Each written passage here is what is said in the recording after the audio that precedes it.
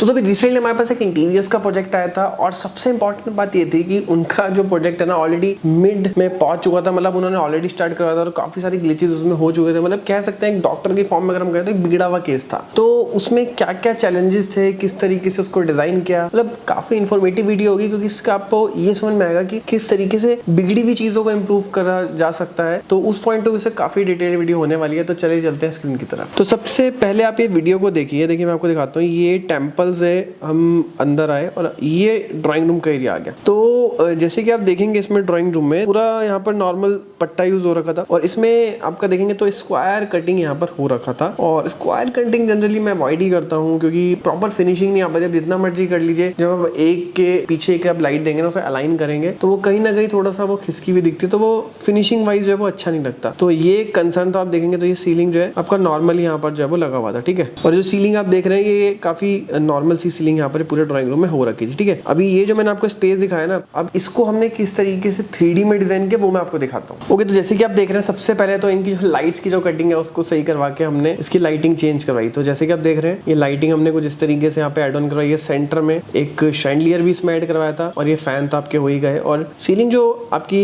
उसमें यूज हो रखी है उसमें हमने कोई छेड़छाड़ नहीं करी, बस सेंटर में हमने यहाँ पर प्रोफाइल का यूज यहाँ पर करवा दिया। फिर उसके बाद इनके यहाँ पे सोफे आने थे, फिर ये यहाँ पे मोल्डिंग्स आ गई, 2 लाइट्स यहाँ पे दे दी, ये लूवर्स आ गए और ये पूरा टीवी पैनल यहाँ पर दे दिया जो कि आपका लैमिनेट में बना हुआ है। ये जो प्रोडक्ट है ये आपका लैमिनेट है। एंड फिर बीच में आप देखेंगे तो इस तरीके से ये क्लोज है और फिर ये ओपन शेल्स आ गई, फिर ये बीच में आपका टीवी पैनल सेम इसी का रेप्लिका यहाँ पर इधर यूज कर दिया। तो ये जो हमने आपको डिजाइन बता दिया ना, बहुत सारे लोगों को लगता है कि यार 3D के अकॉर्डिंग कहाँ काम हो जाता है। तो सबसे पहले मैंने आपको वो दिखाया था कि आपका प्रोजेक्ट किस तरीके से था। फिर सेकंड मैंने आपको बताया किस तरीके का डिजाइन किया। अब मैं आपको दिखाता हूँ कि इसको बनने के बाद जो डिजाइन है वो किस तरीके से लगा। तो उससे पहले जैसे कि आप देख रहे हैं ये कुछ फोटोज जो कि लाइट्स का जब सिलेक्शन करवाया था तो ये कुछ फोटोज उन्होंने भेजे थे, तो उसमें से फाइनली ये वाली लाइट हमारी फाइनल हुई थी। तो ये जो आप फोटो देख रहे हैं तो अभी यहाँ पर क्या है कि ये देखिए मोल्डिंग यूज कर दी। सीलिंग में हमने लाइट जो मैंने आपको 3D में दिखाया था उस तरीके से यूज कर दिया और सेंटर में आपका प्रोफाइल आ गया। तो काफी इंप्रूव्ड पहले से जो है डिजाइन ये हो गया है। और सामने लूवर्स और ये आप देख रहे हैं ये उसी तरीके से जो 3D में था अभी इसमें काम चल रहा है। और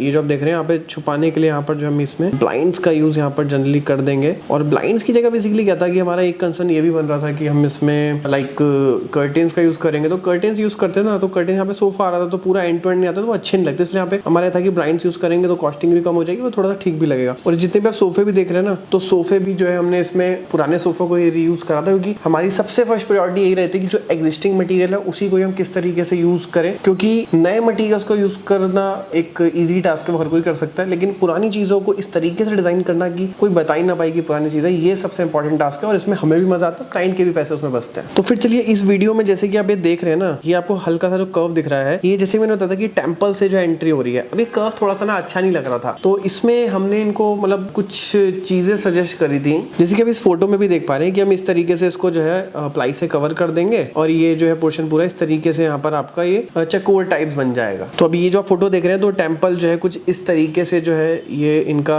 जो कर्व है उसको छुपाया तो इस तरीके से निकल गया है जो आप फोटो देख रहे हैं। और नेक्स्ट ये जो फोटो देख रहे हैं तो ये जो मैंने आपको 3D दिखाया था ड्राइंग रूम की, तो ये उसकी 3D है जो एक्चुअल डिजाइन जो बन रहा है। तो जैसे कि आप देख रहे हैं एक साइड में आपको 3D भी दिख रहा होगा, तो आप एक आइडिया लगा सकते हैं किस तरीके से निकल के आ गया। और ये जो कर्व आ रहा था यहाँ पर इस तरीके से टेम्पल का, इसको हमने इस तरीके से करके पूरी पैनलिंग करके कवर कर दिया। और यहाँ पे आपका प्रोफाइल दे देंगे तो इस तरीके से पूरा यू शेप में यहाँ पे आपका प्रोफाइल भी आ जाएगा। और फिर यहाँ पे अगर आप टेम्पल में सीलिंग भी देखेंगे ना, सीलिंग में पता नहीं क्या उल्टी सीधी प्रोफाइल कटिंग कर रखी थी बिना किसी सेंस के। और जैसे हमने इनको बताया कि मतलब आपने जिस तरीके से यहाँ पे सीलिंग में प्रोफाइल की कटिंग करेंगे में ज्वाइंट काफी ज्यादा आ रहे हैं तो फिनिशिंग का कंसर्न हो सकता है। और सेंटर में भी चकोर लाइट आ रखा था, तो ये तो मैंने आपको बता दिया कि किस तरीके से इसको कर्व करा। तो ओवरऑल सीलिंग का जो डिजाइन हमने इनको सजेस्ट किया था उसके बाद किस तरीके से आउटकम निकल के आया वो भी मैं आपको दिखाऊंगा। तो ये जैसे भी आप फ्रंट देख रहे हैं तो सबसे पहले हमने इनको कहा कि आप प्रोफाइल स्ट्रेट की स्ट्रेट करिए, इसमें जॉइंट कम से कम आएंगे। और इनका जो यहाँ पर एक तरीके से डोर था तो डोर की ऐसी कोई सच रिक्वायरमेंट नहीं थी। हमने कहा था कि टेम्पल पहले वो इस वॉल पे सोच रहे टेम्पल लगाने के लिए, तो इसको हमने जो है ड्राई वॉल जैसे कि सीमेंट फाइबर बोर्ड से इसको बंद करके इसको बिल्कुल इसमें मिला दिया। पूरी की पूरी वॉल लग रही है। फिर उसके बाद अब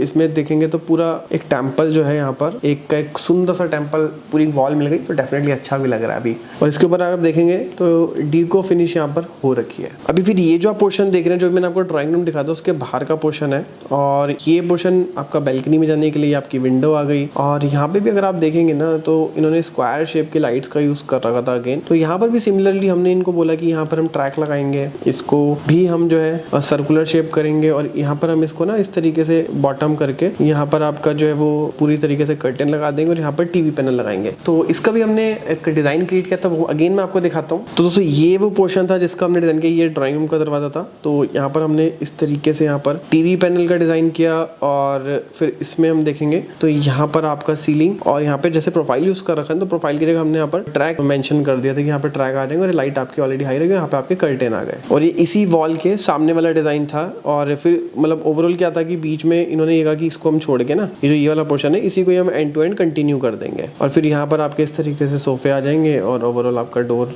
जो वो तो आ ही रखे हैं। तो अभी ये जो आप पोर्शन देख रहे हैं ये इसी पोर्शन का जो है जब एक्चुअल में बन गया तो इस तरीके से यहाँ पे लूवर्स के साथ यहाँ पे टीवी पैनल बन गया, ये आपका डोर बन गया फ्लूटेड लैमिनेट के साथ। फ्लूटेड ग्लास जनरली हमने इसलिए दिया था कि आपकी सेम टाइम में प्राइवेसी बन रहा है और डिफ्यूज लाइट भी अंदर जो आपको मिल जाए। फिर ये जो आप देख रहे हैं ये इसी वॉल का जो है वो व्यू था। तो जैसे कि हमने हल्का सा मॉडिफिकेशन करा है डिजाइन में, जैसे कि मैंने था एंड टू एंड मिला दिया और ये बीच वाले पोर्शन को बड़ा कर दिया, बाकी ओवरऑल डिजाइन कॉन्सेप्ट वही था। फिर उसके बाद ये जो आप देख रहे हैं बीच में लाइटिंग ऐड कर दी, और फिर ये जो आप देख रहे हैं इनका चांदी का कुछ पुराना सा मटका पड़ा हुआ था जो कि कम से कम 60 70 80 साल पुराना था। तो ये फिर इनका यहाँ पर डिस्प्ले में इन्होंने लगा दिया है। तो ओवरऑल अगर आप 3D डिजाइन देखेंगे तो उसी से इंस्पिरेशन था, हल्का बहुत इन्होंने मॉडिफिकेशन उसमें किया। लेकिन अभी जैसे ये है तो इसमें भी वॉलपेपर इसमें आना है, इसमें भी आना है, इसमें भी आना है। तो ये हो गई चीज। फिर यह वीडियो देख लीजिए, टेम्पल की वीडियो है, तो इससे भी आपको एक आइडिया लग जाएगा कि टेम्पल किस तरीके से जो है वो बन के निकल रहा था। फिर इनके बेडरूम के बारे में बात करें तो आप देख सकते हैं कि ये बेडरूम का इनका फोटो था। तो बेड का बैक आ गया, फिर इस तरीके से सामने वाली वॉल आ गई है, फिर ये सीलिंग आ गई। सीलिंग में भी सेम प्रॉब्लम यहाँ पर कर रखा था। तो मतलब इनका हमने ये भी इनको बोला कि जैसे इन्होंने रॉड जो है फैन की यहाँ पर आ रखी है तो ये आपका बेड के सेंटर में आनी चाहिए थी यहाँ पर। तो हालांकि उन्होंने जो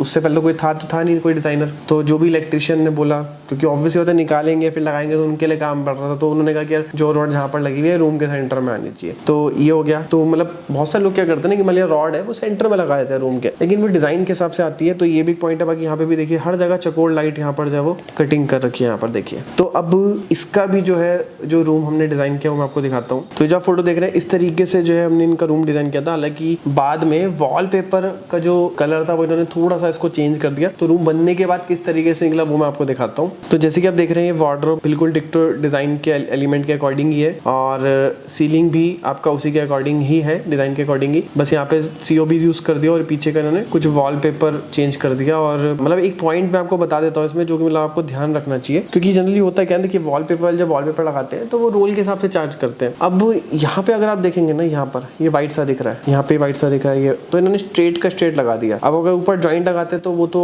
होता है क्या, जनरली जैसे आपने मान लिया 4 रोल मंगाए, आपके 4.5 रोल लगे ना, आधा रोल बच गया तो वो पूरे 5 रोल के पैसे लेंगे। अब उसमें क्या मान लिया रोल आपके 4.5 लगे यहाँ पे, अब रोल बच गया वो तो आप ही के उसमें पड़ गया ना, अपने 5 रोल की ऑलरेडी उसको जो लेबर है वो दे रखी है। अब वो क्या करते हैं यहाँ पर अगर ज्वाइंट मिलाना पड़े तो ज्वाइंट में क्या है कि उनको पेन पड़ता है, क्योंकि उनका लेबर तो जितनी उनको जितनी उनको 4.5 की मिलेगी उतनी ही 5 की मिलेगी अगर थोड़ा थोड़ा टुप्पी भी उनको लगानी पड़े। तो अब ये चीज बुरी लग रही है, तो यहाँ पे इन्होंने ध्यान नहीं दिया इस चीज का। तो ये चीज आपको ध्यान देनी है कि अगर आपका वॉलपेपर बच रहा है और इस तरीके का सिनेरियो बच रहा है कट पीस टाइप से, तो ज्वाइंट से ज्वाइंट मिला के उसको लगाएगा, पूरा ऊपर एंड टू एंड वो एक का ही दिखना चाहिए। फिर उसके बाद ये जो आप सेटिंग देख रहे हैं किंग सेटिंग, तो अब इसमें भी मैं आपको चीज और बता देता हूँ। एक ये जो आप देख रहे हैं बॉटम पे, तो ये जो है ये आपका फैब्रिक है, एक गोल्डन फैब्रिक है जो कि देख रहे हैं बहुत फाइन लग रहा है, क्योंकि इस तरीके का मेटल फिनिश अगर आप डीको पेंट में करते हैं या फिर PVD कोटिंग में लेते हैं तो काफी एक्सपेंसिव पड़ जाता है। तो इस तरीके के फैब्रिक भी अवेलेबल है, तो ये भी मैंने आपको बता दिया जिनका आप यूज कर सकते हैं। और जनरली ये जो हम लाए थे 300 रुपीज पर मीटर के अराउंड जब वो लेकर के आ रखे थे। तो इस तरीके से ओवरऑल क्या क्या चैलेंजेस थे, किस तरीके से डिजाइन किया, किस तरीके से बनने के बाद निकला, ऑलमोस्ट सारी चीजें मैंने आपको शेयर कर दी। काफी कुछ चीजें उम्मीद करता हूँ आपको सीखने के लिए मिली होंगी इससे। और अगर आपका कोई क्वेश्चन भी है तो आप मेरे को नीचे कमेंट बॉक्स में पूछ सकते हैं, मैं डेफिनेटली उसका आंसर दूंगा। और इस तरीके का कंटेंट अगर आप रेगुलर पाना चाहते हैं तो हमारे चैनल को सब्सक्राइब करके हमें सपोर्ट भी कर सकते हैं और इन्फॉर्मेशन भी ले सकते हैं। तो मिलते हैं नेक्स्ट वीडियो में, तब तक के लिए जय हिंद, वंदे मातरम।